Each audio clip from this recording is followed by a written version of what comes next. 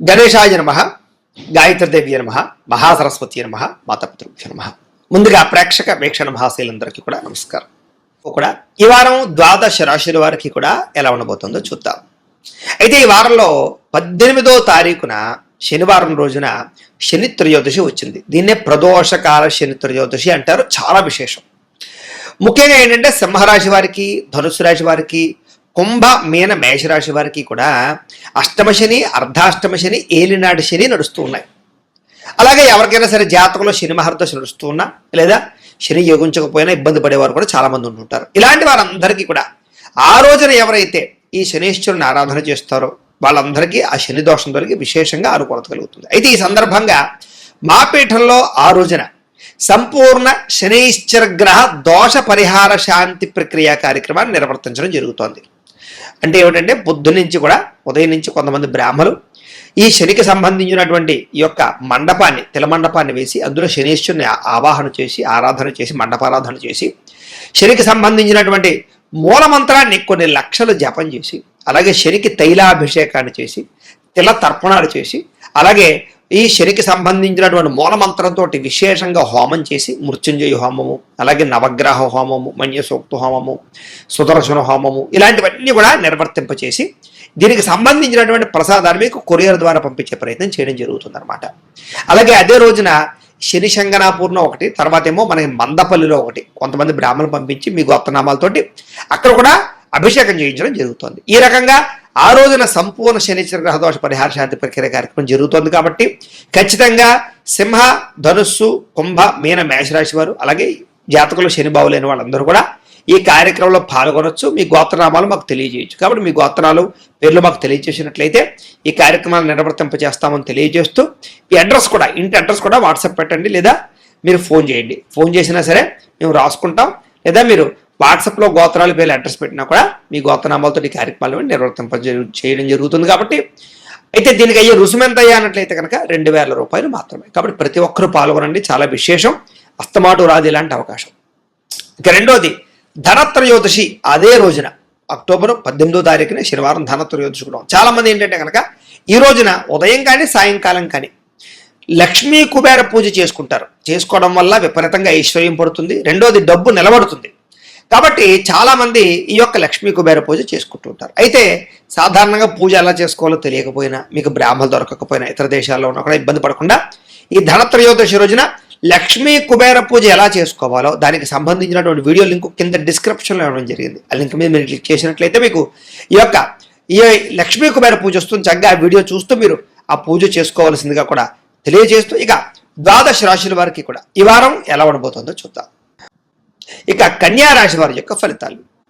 అయితే ఈ వారం కాస్త గ్రహస్థితి చూసుకున్నట్లయితే కనుక పెద్ద విశేషంగా లేదు. అంతంత మాత్రమైనటువంటి అనుకూలత కనపడుతోంది. ముఖ్యంగా మిశ్రమ ఫలితాలే కనపడుతూ ఉన్నాయి. ఏది ఏమైనా కూడా ఈ వారం ఎక్కువ జాగ్రత్తలు తీసుకోవాలి. ఎందుకంటే ఆదాయపరంగా తగ్గే అవకాశం కనపడుతోంది. సమస్యలు పెరిగిపోయే అవకాశం కనపడుతోంది. వృధా ఖర్చులు కనపడుతున్నాయి. వృధా ప్రయాణాలు కనపడుతున్నాయి. సమయానికి డబ్బులు అవసరానికి చేతికి అందకపోవడం వల్ల ఇబ్బందులు కనపడుతున్నాయి. అలాగే ఖర్చులు పెరిగిపోయే పరిస్థితి కనపడుతోంది. ఇంట్లో కానీ, బయట కానీ, లేదా అనవసరమైన ఖర్చులు కానీ, దుబారా ఖర్చులు కానీ, లేదా తప్పనిసరి పరిస్థితుల్లో ఖర్చు పెట్టవలసిన పరిస్థితులు కానీ కనపడుతున్నాయి. ఈ కారణాలుగా దాచుకున్న డబ్బులు వృధాగా ఖర్చు అవడంతో మనశ్శాంతిని కోల్పోయే పరిస్థితి కనపడుతుంది. కాబట్టి ఆర్థికంగా చాలా జాగ్రత్తలు తీసుకోవాలి. ఇక తప్పుడు ప్రదేశాల్లో పెట్టినటువంటి పెట్టుబడుల వల్ల ఇబ్బందులు కనపడుతున్నాయి. కాబట్టి భూమి మీద ఇన్వెస్ట్మెంట్ చేసినా, గృహాల మీద ఇన్వెస్ట్మెంట్ చేసినా, బంగారం మీద ఇన్వెస్ట్మెంట్ చేసినా ఆచితూచి వ్యవహరించండి. షేర్లో పెట్టేటప్పుడు, ట్రేడింగ్లో పెట్టేటప్పుడు ఇంకా ఎక్కువ జాగ్రత్తలు తీసుకోండి. తెలియని వాళ్ళకి, కొత్త వాళ్ళకి డబ్బులు ఇవ్వకండి. మధ్యవర్తులు నమ్మి ఇందులో పెట్టుబడులు పెట్టకండి. ప్రైవేట్ వ్యవహార భాగస్వాములు డబ్బులు పెట్టడం మాత్రం మంచిది కాదు. పాలసీలు కట్టాలనుకున్నా, ఇన్సూరెన్స్లు కట్టాలనుకున్నా కట్టుకోవడం మంచిదే. ఏదేమైనా కూడా ఎక్కువ జాగ్రత్తలు తీసుకోవాలి. నష్టాలు, మోసాలు, మధ్యవర్తుల వల్ల ఇబ్బందులు కనపడుతున్నాయి. జాగ్రత్త. ఇంకా ఖర్చుల విషయంలో చూసుకున్నట్లయితే కనుక భరించలేని ఖర్చులు, తప్పనిసరి పరిస్థితుల్లో ఖర్చులు, అప్పులు చేసి మరి ఖర్చు పెట్టవలసిన పరిస్థితులు ఎక్కువగా కనపడుతున్నాయి. కాబట్టి ఎక్కువ జాగ్రత్తలు తీసుకోవాలి. ఇక నిరుద్యోగులకి ఎంత ప్రయత్నం చేసినా సరే కావలసినటువంటి రీతిలో ఉద్యోగాలు రాకపోవడం వల్ల అనుకున్నంత ఎదుగుదల లేకపోవడం వల్ల ఇబ్బందులు కనపడుతున్నాయి. అలాగే ఆల్రెడీ ఉద్యోగాలు చేసే వారికి అధికారికి ఇబ్బంది బాగా కనపడుతోంది, ఉద్యోగ బదలిక బాగా కనపడుతోంది అని చెప్పొచ్చు. ప్రైవేటు ఉద్యోగస్తులు కూడా చాలా కష్టపడతారు. ఎంత కష్టపడినా గుర్తింపు రాకపోవడము, ఎదుగుదల రాకపోవడము, లేదా స్ట్రెస్ పెరిగిపోవడం వల్ల మనశ్శాంతి కోల్పోవడం జరిగే అవకాశాలు, ఉద్యోగ నష్టాలు కూడా ఉన్నాయి. జాగ్రత్తగా ఉండాలి.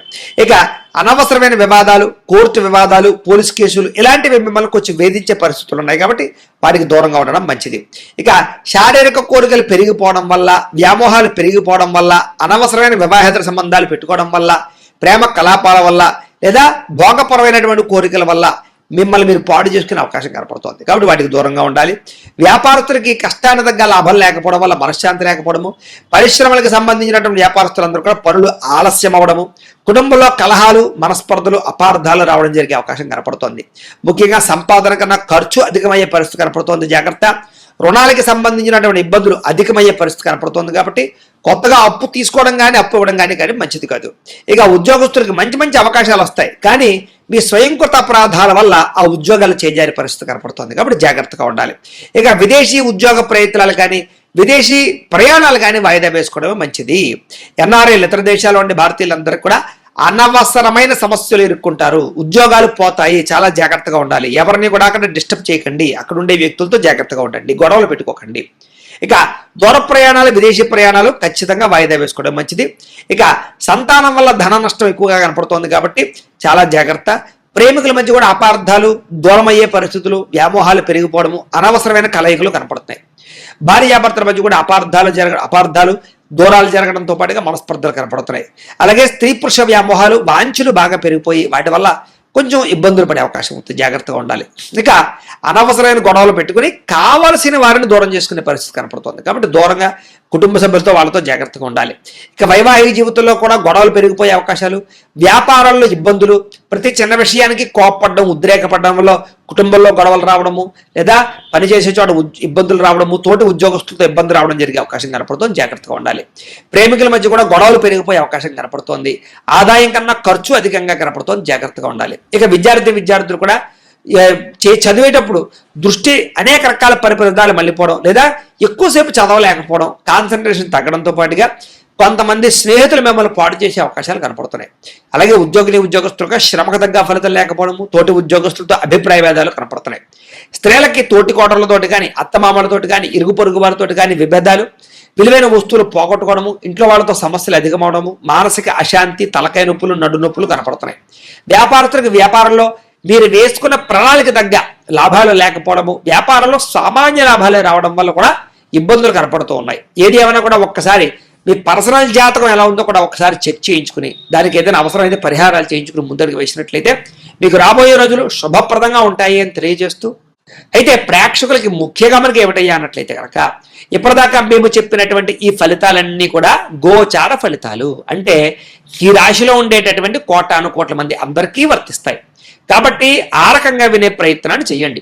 ఒకవేళ మీ పర్సనల్ జాతకం అంటే మీకు ఒక్కరికి ఎలా ఉందో తెలుసుకోవాలి అన్నా, లేదా ఏదైనా సమస్యలతో ఇబ్బంది పడుతూ ఉన్నా దానికి మీ date of birth, time, place of birth, మీ పేరు మా వాట్సాప్ నెంబర్కి మెసేజ్ పెట్టినా లేదా మాకు ఫోన్ చేసినా కూడా మీ పర్సనల్ జాతకం అంటే మీకు ఒక్కరికి ఎలా ఉందో చూసి చెప్పే ప్రయత్నాన్ని చేస్తాము.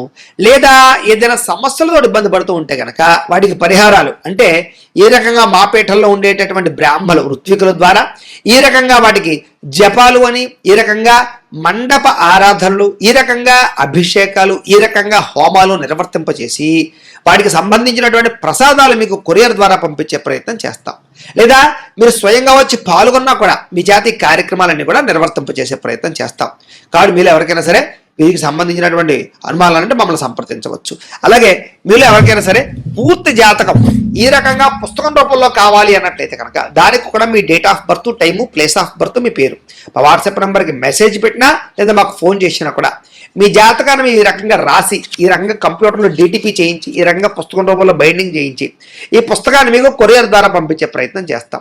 ఈ పుస్తకంలో మీ జాతకం అంతా రాసి ఉంటుంది, చక్కగా చదువుకోవచ్చు. కాబట్టి ఇది మీకు జీవితాంతం ఉపయోగపడుతుంది. కాబట్టి మీరు ఎవరికైనా సరే ఈ పూర్తి జాతకం పుస్తకం రూపంలో కావాలన్నా కూడా మమ్మల్ని సంప్రదించవచ్చు అని తెలియజేస్తూ, అలాగే ఇంట్లో డబ్బు నిలబడకపోవడము, ఆర్థిక ఇబ్బందులు, రుణబాధలు, వ్యాపారాలు సరిగ్గా సాగకపోవడము, ఇలాంటి సమస్యలతో ఇబ్బంది పడుతూ ఉంటే కనుక అలాంటి వాటికి ఇలాంటి ధనజన వశీకరణ యంత్రము అని ఉంటుంది.